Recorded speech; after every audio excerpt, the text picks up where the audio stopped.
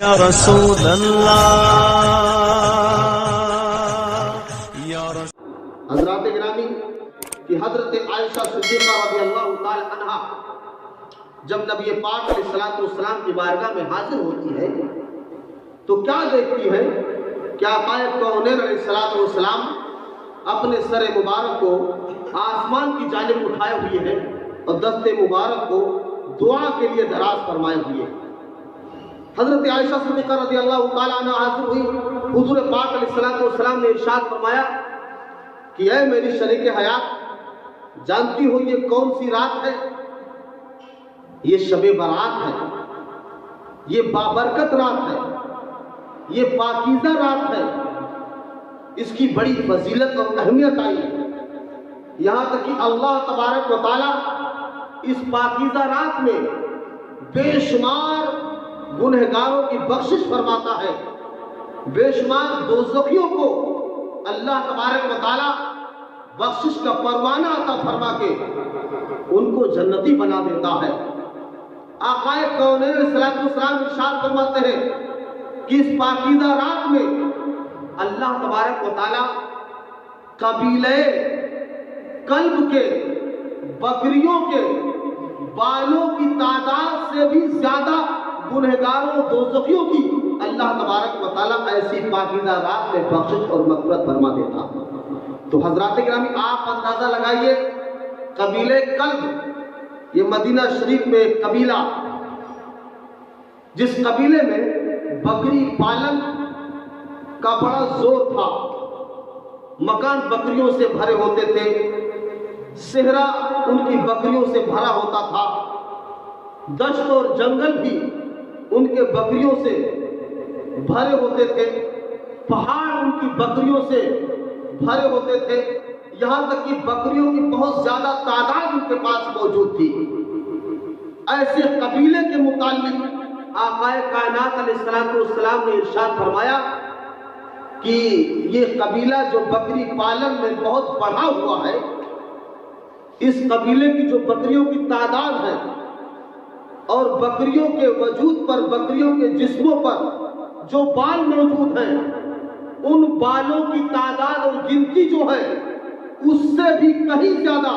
پروردگار عالم ایسی مبارک رات میں گنہگاروں کی بخشش فرماتا ہے۔ ایسی مبارک رات میں اللہ تبارک و تعالیٰ بے شمار دوزخیوں کو بخش دیتا ہے اور ان کو نجات کا پروانہ عطا فرماتا ہے۔ اللہ تبارک و تعالیٰ ان کو جنتی ہونے کا مستحق اور حقدار بنا دیا کرتا ہے۔ حضرات گرامی، کیا ہم اور آپ اندازہ لگا سکتے ہیں ایک بکری کے جسم پر ہم اپنی ہتھیلی رکھیں اور ہمارے ہتھیلے کے نیچے کتنے بال آتے ہیں؟ کیا ہم شمار کر سکتے ہیں؟ کیا ہم گن سکتے ہیں؟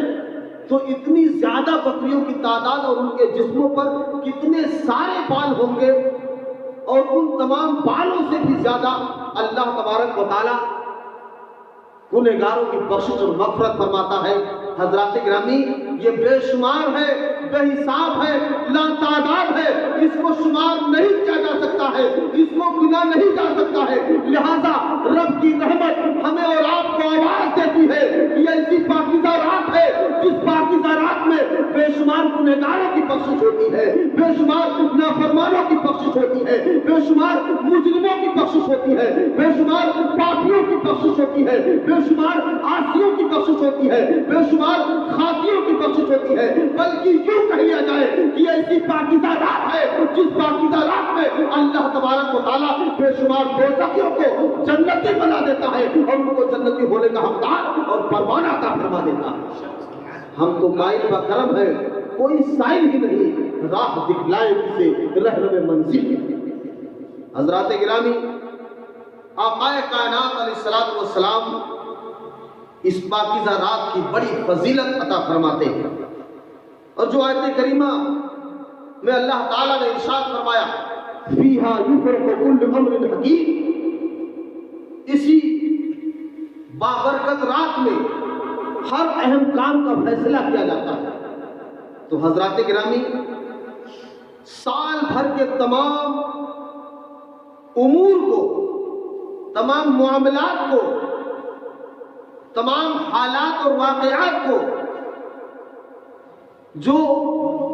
باتیں سال بھر کے اندر پیدا ہونے والی ہوتی ہیں، اللہ تبارک و تعالیٰ ان تمام معاملات کو اسی پاکیزہ رات میں لکھ دیتا ہے، یہاں تک کہ سال بھر کا بجٹ اسی رات میں تیار کیا جاتا ہے۔ لوگوں کے روزیوں کے متعلق اس رات میں لکھا جاتا ہے، لوگوں کے بھلائیوں کے متعلق اسی رات میں لکھا جاتا ہے، لوگوں کے مرتبوں عہدوں منصبوں کے متعلق اسی رات میں لکھا جاتا ہے، لوگوں کے علموں قابلیتوں صلاحیتوں کے متعلق اسی رات میں لکھا جاتا ہے، کس کو کتنا ملے گا اسی رات میں طے کیا جاتا ہے، کس کی زندگی کتنی ہوگی سال بھر تک اسی رات میں طے کیا جاتا ہے، کون اس سال مرے گا اسی رات میں طے کیا جاتا ہے، کون اس سال میں پیدا ہوگا اسی رات میں طے کیا جاتا ہے، یہاں تک کہ تمام امور کو، تمام معاملات کو، تمام واقعات و حالات کو جو سال بھر کے اندر ہونے والے ہوتے ہیں، اللہ تعالیٰ اسی مبارک رات میں طے فرما دیتا ہے۔ اسی لیے تو حضور پاک علیہ السلام ارشاد فرماتے ہیں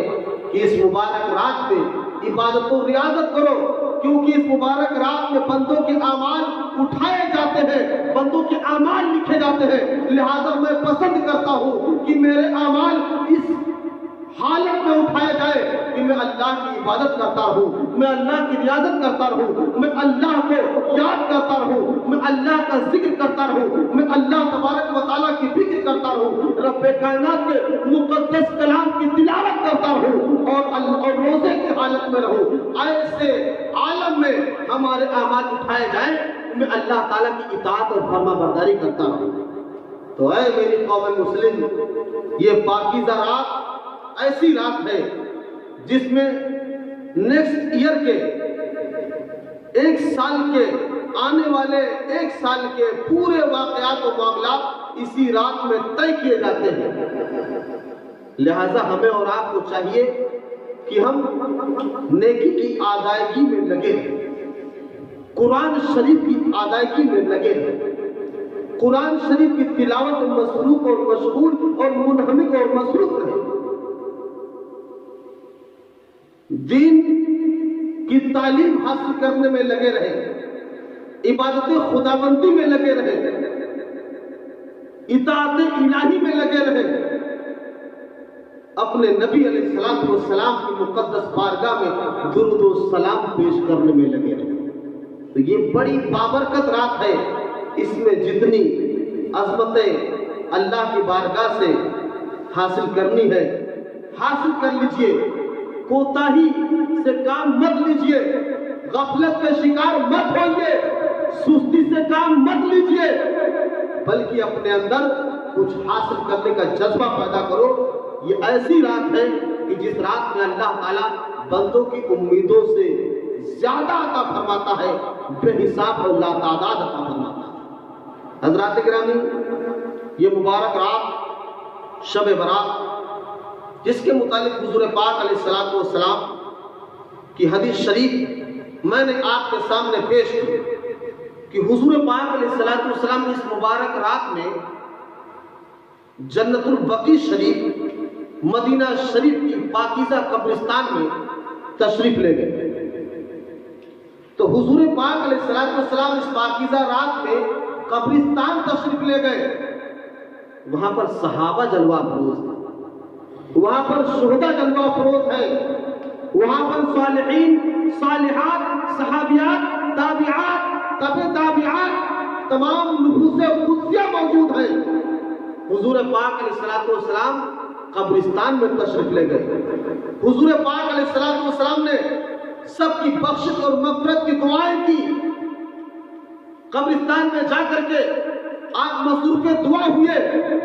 آقا کائنات علیہ السلام قبرستان تشریف لے گئے۔ یہ تمام باتیں ہمیں اور آپ کو کیا بتاتی ہیں؟ اس سے یہ مسئلہ ثابت ہوتا ہے کہ قبرستان جانا یہ حضور پاک علیہ السلام کی سنت ہے. اور قبرستان میں دعائیں کرنا بخشش اور مغفرت کے لیے یہ معمول مصطفیٰ ہے. حضور پاک علیہ السلام کی سنت ہے. نبی پاک علیہ السلام کا پاکیزہ طریقہ ہے. اور وہاں پر دعا کرنا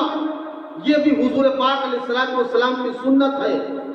اور بخشش اور مغفرت کے لیے دعا کرنا یہ بھی سرکار کی سنت ہے. لہذا سنیوں ہمیں اور آپ کو آقا کائنات علیہ السلام نے بہت عظیم شناخت اور نشان عطا فرما دی کہ سنیوں جب شب برات کا موقع ہو اور شعبان المعظم کی 15ویں رات آئے تو چاہیے کہ تم لوگ اپنے اپنے قبرستان جاؤ اور جو تمہارے ایسا ہے، اقربا ہے، احباب ہے، رشتہ دار ہے، تمام کنبہ قبیلہ پریوار کے افراد اور اشخاص ہیں جو اس دنیا سے رخصت ہو گئے، جو اس دنیا سے کوچ کر گئے، اس فانی دنیا سے باقی کی طرف رحلت کر گئے، ان کے قبروں پہ جاؤ اور بخشش کی دعائیں کرو، مغفرت کی دعائیں کرو. لہذا اس معمول کو شرک و بدعت سے تعبیر کرنے والے اپنے ہی نظروں میں خود برہنہ نظر آتے ہیں اور لاچار و مجبور نظر آتے ہیں. یہ حدیث شریف ہمیں اور آپ کو بتاتی ہے کہ آقا کونین علیہ السلام شب برات کی پاکیزہ رات میں قبرستان تشریف لے گئے اور آقا کائنات علیہ السلام نے اپنی امت کے لیے، اپنے صحابہ کے لیے، اپنے تابعین کے لیے، اپنے صحابیات کے لیے، تمام مسلمات کے لیے، تمام مسلمین کے لیے آقا کونین علیہ السلام دعائے مغفرت کیے، بخشش کی دعا کیے. حضور پاک علیہ السلام نے ان کے یہ بخشش کی دعائیں کی، جس سے ثابت ہوا کہ قبرستان جانا، وہاں پہ دعا کرنا، مغفرت کی دعا کرنا، ایصال ثواب کرنا، یہ سب کچھ سنت مصطفیٰ سے ثابت ہے. لہذا شاید پکار اٹھتا ہے کہ طریقے مصطفیٰ کو چھوڑنا ہے وجہ بربادی. اسی سے قوم دنیا میں ہوئی ہے بے اقتدار. حضرات گرامی توجہ فرمائیں اور حضور پاک علیہ السلام کی ایک حدیث شریف اور سماعت فرمائیں، انشاءاللہ ایمان تازہ ہو جائے گا. نبی باوفا، نبی عالم ما کان و ما یکون، ہمارے اور آپ کے غیب کا نبی، مختار کل، فخر رسول صلی اللہ تعالی علیہ وسلم ارشاد فرماتے ہیں کہ اس پاکیزہ رات میں مرحومین کی روحیں اپنے اپنے گھروں پر تشریف لاتی ہیں اور مرحومین کی روحیں اپنے خاندان کے جو وصال اور وفات کر چکے ہیں ان کی روحیں اپنے اپنے گھروں پر آتی ہیں اور گھر کے باہر دروازے پر کھڑے ہو کر کے اور کھڑی ہو کر کے وہ عرض کرتے ہیں کہ اے میرے گھر والوں، میری جانب سے کچھ صدقہ کر دو، میری جانب سے کچھ خیرات کر دو. خوش نصیبی کی بات یہ کہ اگر گھر والے صدقہ اور خیرات کر دیتے ہیں تو مرحومین کی روحیں انتقال شدہ حضرات اور افراد کی روحیں خوش ہو کر کے دعائیں دیتی ہوئی اپنے مرکز اور مدفن کی طرف روانہ ہو جاتی ہیں. اور اگر ان کے لیے کوئی ایصال ثواب نہیں ہوا، کوئی صدقہ نہیں کیا گیا، کوئی خیرات نہیں کی گئی تو وہ مایوس ہوتی ہے روحیں اور حسرت کے ساتھ، مایوسی کے ساتھ اس جگہ سے واپس ہوتی ہے اور بہت ہی خسران کی بات ان کے لیے ہے یہ. لہذا اے میرے قوم کے لوگوں، اس پاکیزہ رات میں اپنے مرحوم کے لیے ایصال ثواب کرو۔ اپنے گھر سے جو حضرات انتقال کر گئے ہیں ان کے لیے مغفرت کی دعائیں کرو، ان کے لیے صدقہ کرو، خیرات کرو۔ جب ہم اور آپ ان کے لیے مغفرت کی دعائیں کرتے ہیں، صدقہ کرتے ہیں، خیرات کرتے ہیں، تو وفات یافتہ کو انتہائی مسرت و شادمانی محسوس ہوتی ہے، اور دنیا و فیہا سے بڑھ کر کے بہت عظیم تحفہ انہیں ملتا ہے، بہت زبردست ان کو ہدیہ ملتا ہے، جس سے وہ اتنا زیادہ خوش ہوتے ہیں، اتنا زیادہ خوش ہوتے ہیں کہ ان کے خوشی کا ہم اور آپ بیان نہیں کر سکتے، اندازہ نہیں لگا سکتے، اتنی خوشی اس ہدیہ کے ملنے کے بعد ان کو ہوتی ہے۔ حضرات گرامی، نبی پاک علیہ السلام ارشاد فرماتے ہیں کہ اس مقدس رات میں سرکار نے فرمایا شعبان و شہری و رمضان و شہر اللہ، شعبان میرا مہینہ ہے اور رمضان اللہ تعالیٰ کا مہینہ ہے، اور پھر مزید خیر اور عافیت کی بات یہ کہ شعبان کی 15ویں رات نور علی نور ہے، خیر علی خیر ہے، بھلائی پر بھلائی ہے، احسان پر احسان ہے، نیکی پر نیکی ہے۔ تو اس مبارک رات میں سرکار فرماتے ہیں کہ اس مبارک رات میں مجھ پر کثرت کے ساتھ درود و سلام پڑھا کرو، بولو سبحان اللہ، کثرت کے ساتھ درود و سلام پڑھا کرو۔ کیوں؟ اس لیے کہ تمہارا درود جو اس مبارک رات میں درود و سلام پڑھے گا، حضور پاک علیہ السلام ارشاد فرماتے ہیں کہ اس کو انبیاء، تمام رسولوں، تمام فرشتوں، تمام ملائکہ کے تمام لوگوں کے تعداد کے مطابق اللہ تعالیٰ اس کو نیکی اور ثواب عطا فرمائے گا، اور وہ مالا مال ہو جائے گا، اس کی دنیا اور آخرت سنورتی ہوئی نظر آئے گی۔ تو حضرات گرامی، یہ پاکیزہ رات ایسی رات ہے جس رات میں ہمیں اور آپ کو لہو و لعب میں وقت گزارنے کی کوئی ضرورت نہیں ہے، بلکہ اس مبارک رات میں ہم اور آپ اپنے نبی علیہ السلام پر درود پڑھیں، سلام پڑھیں، نعت شریف آقا کائنات علیہ السلام کی گنگنائیں، ان کی مدح سرائی کریں، ان کی ثنا خوانی کریں، کیونکہ حضور پاک علیہ السلام پر درود شریف پڑھنے سے مرتبے بلند ہوتے ہیں، بول دیجئے سبحان اللہ، نیکیوں میں اضافہ ہوتا ہے، درجات میں اضافہ ہوتا ہے، قدر و منزلت میں دوبائی ہوتی ہے، نیکیوں میں بندہ سبقت کر جاتا ہے۔ تو درود شریف پڑھنا بے شمار فوائد اور فضائل کا حامل ہے، لہذا اس وظیفے کو، اس نسخہ کیمیا کو فراموش نہ کیجیے، بلکہ زیادہ سے زیادہ اس مبارک رات میں درود و سلام پڑھتے رہیے، اپنے نبی کی بارگاہ میں اپنے نذران عقیدت کو پیش کرنے کی سعادت حاصل کریں۔ حضرات گرامی، حضور پاک علیہ السلام ارشاد فرماتے ہیں کہ یہ بہت ہی پاکیزہ رات ہے، اس مبارک رات میں اگر کسی قسم کی کوئی ناچاکی ہو اپنے لوگوں کے درمیان، کوئی رنجش ہو گئی ہو، کسی چپقلش کی بنیاد پر، کسی اختلاف کی بنیاد پر، کسی فتنہ اور فساد کی بنیاد پر، کسی غلط فہمی کی بنیاد پر، کسی ناسمجھی کی بنیاد پر، تو سرکار پاک علیہ السلام ارشاد فرماتے ہیں کہ سب سے پہلے ان کو صلح کرنا چاہیے، سب سے پہلے دلوں کو جوڑنا چاہیے، سب سے پہلے محبتوں کو ملانا چاہیے۔ سرکار فرماتے ہیں کہ جو شخص دو آدمیوں کے درمیان صلح کرائے گا، اللہ تبارک و تعالی دونوں کو ثواب اور نیکی عطا فرمائے گا،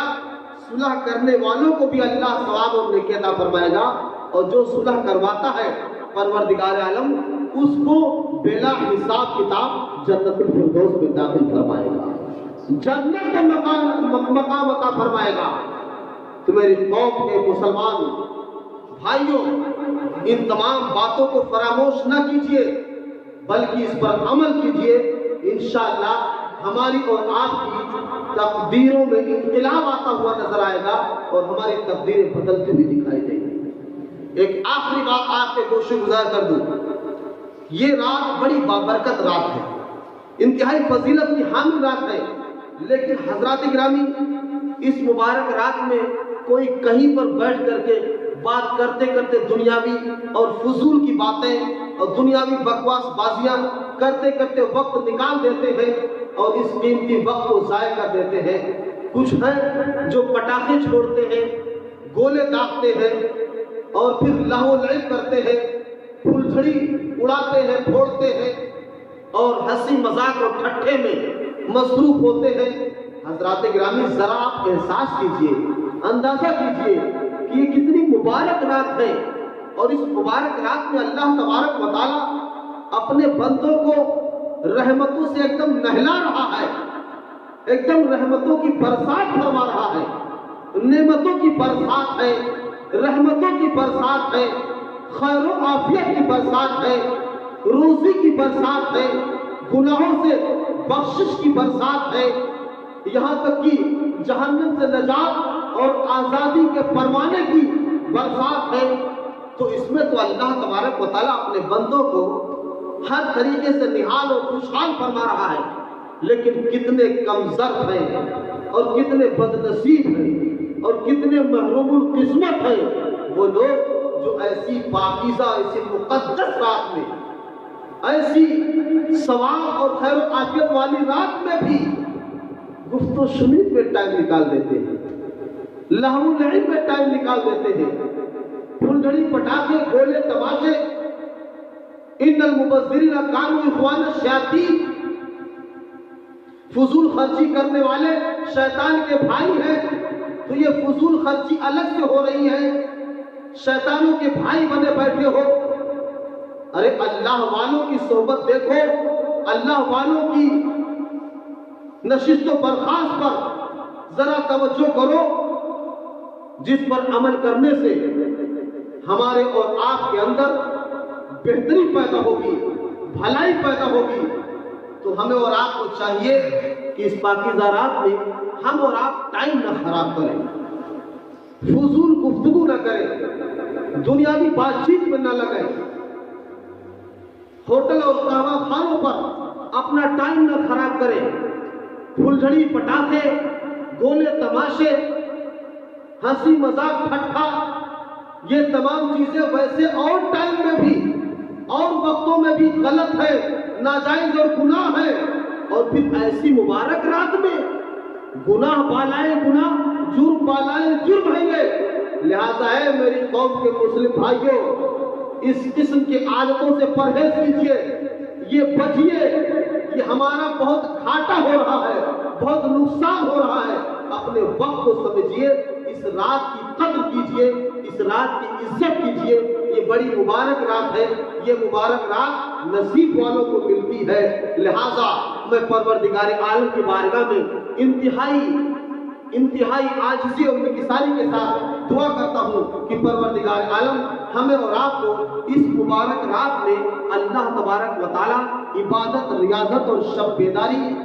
سچے طور پر کرنے کی توفیق عطا فرمائے۔ استغفر اللہ ربی من کل ذنب و اتوب الیہ۔